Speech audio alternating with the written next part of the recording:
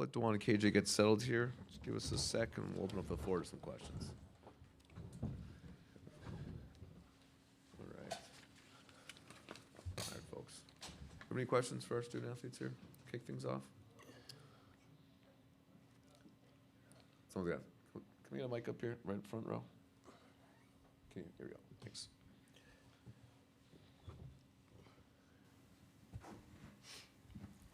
Tom Carroll, WEEI.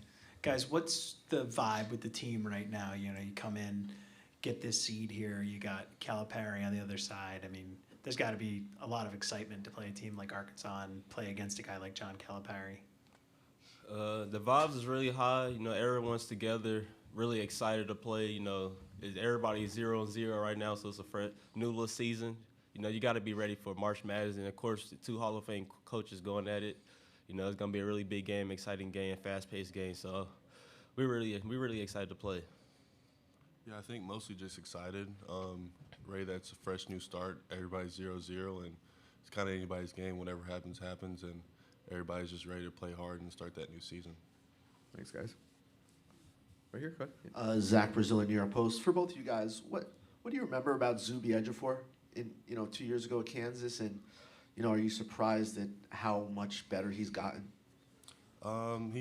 He's just a really athletic postman. He does a lot of things that help St. John's win, and I'm not really surprised. I think they put him in the right position to do great things, and he's having a really good season so far. So I'm excited to see him grow. I guess, and Dewan too. Like, what do you remember about Zuby?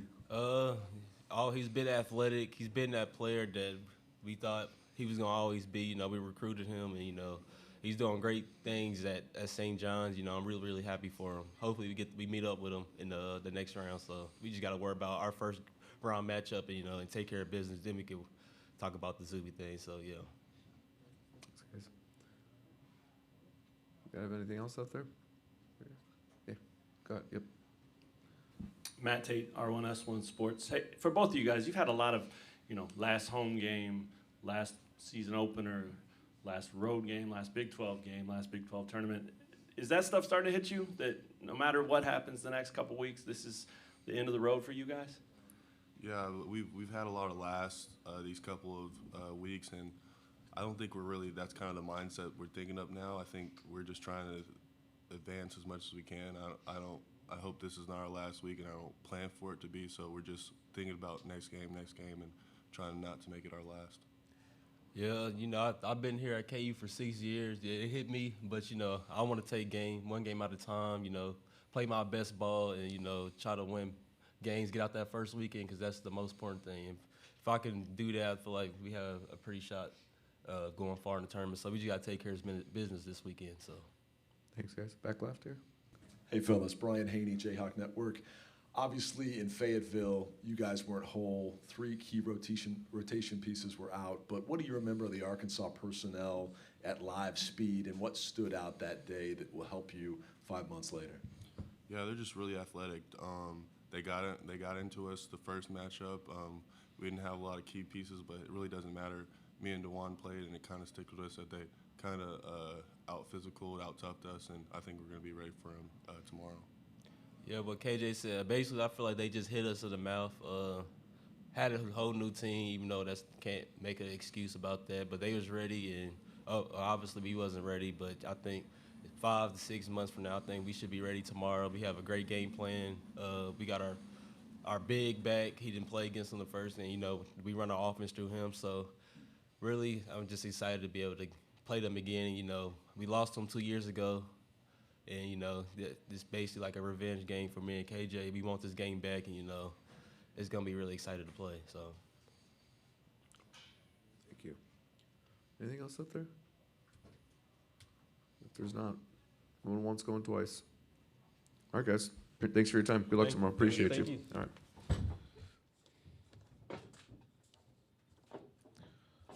We'll have Coach Self join us at approximately 2:20, about 10 minutes from now. Thank you.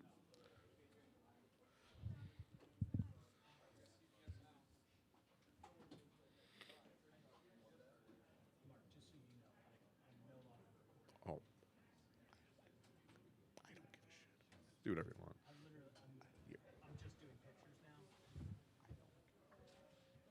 appreciate you saying that. I don't. The rules are very. Yeah, I do. It's always something with these people. Just so you know. I appreciate. I don't. I'm behaving. It's such a ridiculous here. It's crazy. It's so funny. It's classic NCAA. Oh, it's perfect. Getting in their own way and all. Yeah, it's exactly.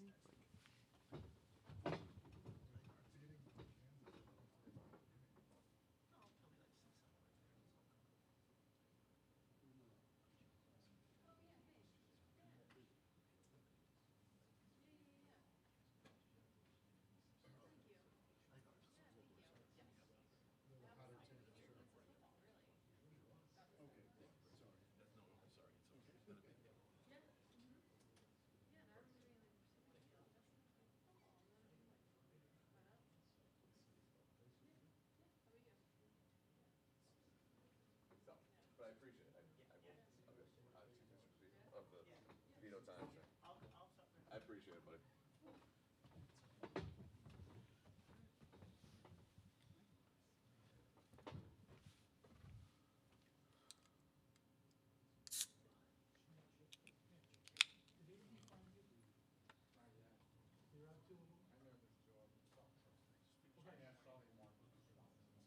Yeah, Charlie's here for 2. Okay. No, he's not.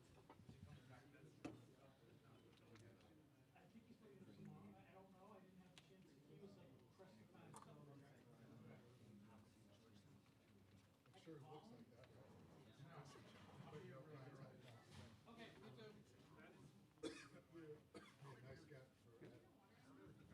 I'm good. I'm good. Maybe I'll throw one up there for coach though. I'm good. I got my coach. Oh, yeah. Appreciate it. Thanks so much. Yeah.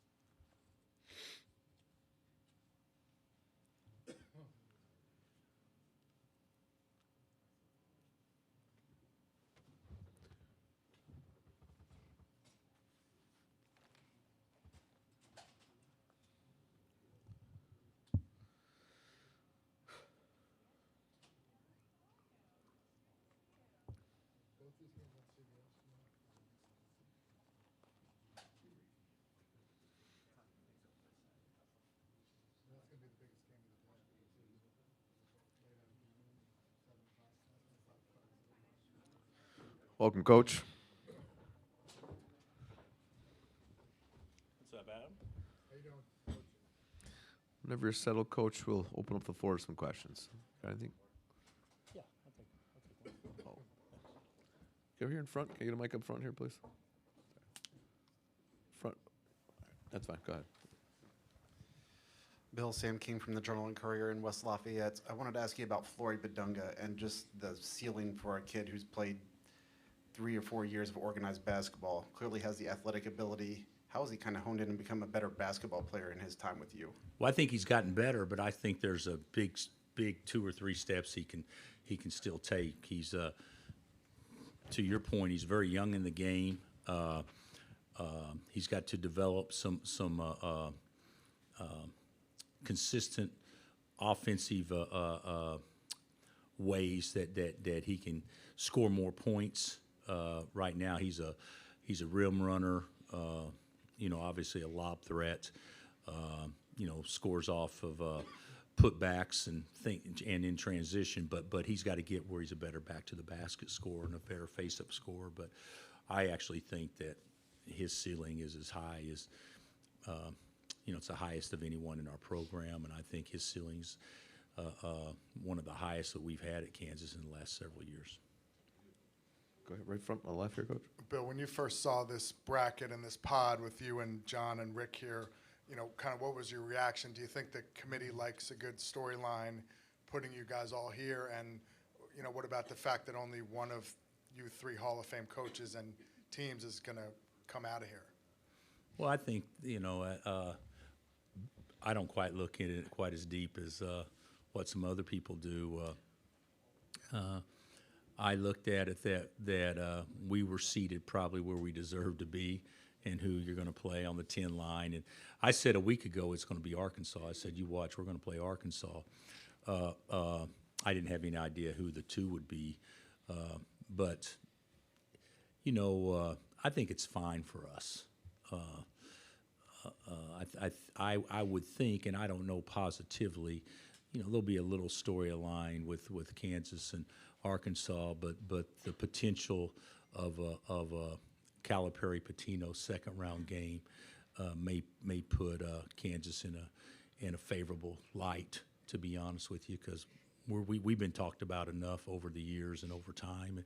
And I'm kind of looking forward to having people talk about the others, and maybe we can kind of sneak up on somebody. Right here in front, Coach. Gary Bedore, KC Star. Bill, Rylan Griffin, how much can his experience help, and what can he do to bust out of his little shooting slump? Well, we got to get him looks, but, he can shoot the ball. He just hasn't shot it consistently here of late, but we've got to get him looks. But to your point, last year at Alabama, he got on a pretty good run in the tournament. So hopefully he'll remember that and have confidence from that. Back right here, Coach. Hey, Roger Rubin from New York Newsday.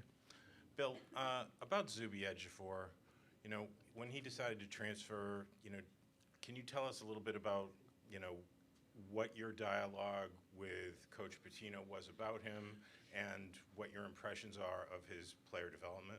Oh, I think that Zuby's done fantastic. They've done a great job with him. I have followed it. I've followed St. John's closer than normal just because of Zuby. I think that Rick over time has done as good or better job than anybody in the country has done at wherever he's been in developing guys. I thought he made a great choice. We did not want Zuby to leave.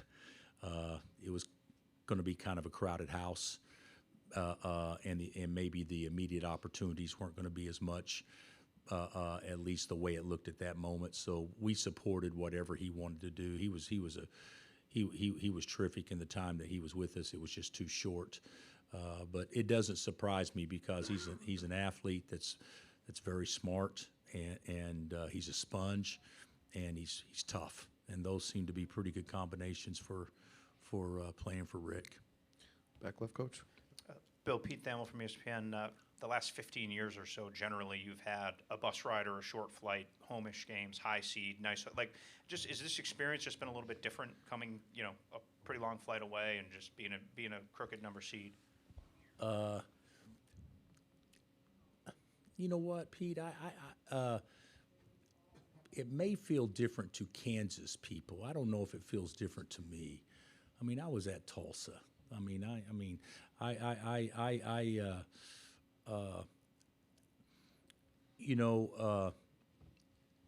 Since 2000, what's that been, 25, 26 years since 2000? That was the last time that we were outside a 4 seed. So we were a 7 in 2000 at Tulsa, and we made it to the Elite 8. And ever since then, we've been a 4 or better. So to your point, we have probably played consistently closer to home usually, but if we're not going to be one of those, I think being close to home also can add pressure too, because of the expectations and things like that. And I think there's less distractions when you get away. So I'm looking at this as a very positive thing. Thanks, Love Coach. Providence. Sorry, Coach. Right here in the middle. Right here. Sorry. Here you go. Zach Brazil, New York Post. Bill, back on Zuby, is that just kind of one of the drawbacks of this age where a guy doesn't play a lot as a freshman? I mean, you probably would have liked to play him more. I know I think he might have had some injuries that year too. Yeah, we had he and another freshman named Ernest Adu, who's at TCU, and they kind of split time. They didn't, and then we played KJ Adams at the 5. So that was we were a pretty good team. We were a 1 seed, and then that's when the portal opened and Hunter became available, and we took Hunt. So you can imagine that would be a situation where if the portal, if there wasn't immediate eligibility back then, I'm not sure that Zuby may have, but I'm not sure Zuby would have left. But since with the immediate eligibility and the way the portal works, and Hunter could come in and be eligible immediately, I thought it was a pretty good decision on his part. And I'm not saying Hunter over Zuby. I'm not saying anything like that. But you recruit a guy that was just an All-American to come in against with 2 kids that struggle playing 10 or 12 minutes a game. It probably looked like it was too crowded a house. Thanks, Coach. Over to the right. Nicole Auerbach, Hey, Nicole. NBC. Hello. When you were talking about how Pitino's developed players over all these years, we just talked to Cal. You guys have all had these long careers. There's been so much made of Hall of Fame coaches getting out of the game and the next evolution of it. What do you think's the key for you guys for still being here, still back in March, trying to make some noise? I can't speak to everybody else. I think the biggest key, and I think we all go through it, is why did you really get into the profession? And you did it because, you love the sport, you want to impact kids, but you also love to teach.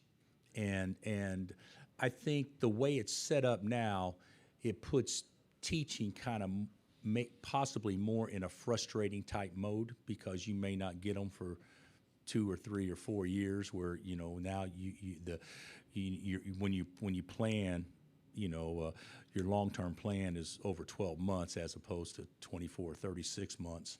I think that the key to be is not get it twisted on what you really love to do, but I do think it's challenging with the way it's set up in order to do that. Obviously, Rick and Cal, they've been so good at it for so long, and we've been pretty good at it for a while too. But we talk about how everything sucks because it's not the way it used to be. And there was probably some things about our sport that needed to change. And we're kind of in the middle of the change where there's some discomfort. But I really believe the way that our sport looks today, it will look different in 2 or 3 years, and it'll balance out. We all need to kind of ride it out. Thanks, Coach. Over to the left. Yeah, Anthony Christensen, HawkSports.com. Just obviously, when you guys played against Arkansas in the preseason, Boogie Fland was there, and he's been out for a while now, but now he's back. Just what have you seen from Arkansas with and without him, and what does he just kind of bring to their team? Well, they dominated us in the exhibition. Hunter didn't play, Ryland didn't play, Shaq didn't play, if I'm not mistaken, Adu didn't play for them, and Nelly was not quite healthy yet, even though he played. Athletically, they were much more physical and faster, especially at the guard spots. I think the thing about it is, and granted, I've watched them quite a bit through the year and watched a lot here of late, but it seems like to me the emergence of Brazil and Richmond, to me, as much as anything, has keyed everything. DJ's playing at a high level. The other guys are playing at the level they were expected to play to, in my opinion. But those two have just taken off since we played the exhibition. And then, Boogie was probably the best player in that exhibition game. So getting him back, I'm sure will be a bonus for them. They present a lot of challenges because they're athletic and they're shooting the ball more consistently now, and they've shown that when they're as good as anybody. And you and John Calipari have competed in this tournament twice before, and also obviously in the regular season games as well. Just how much do you reflect on those meetings as you guys kind of look ahead to this game?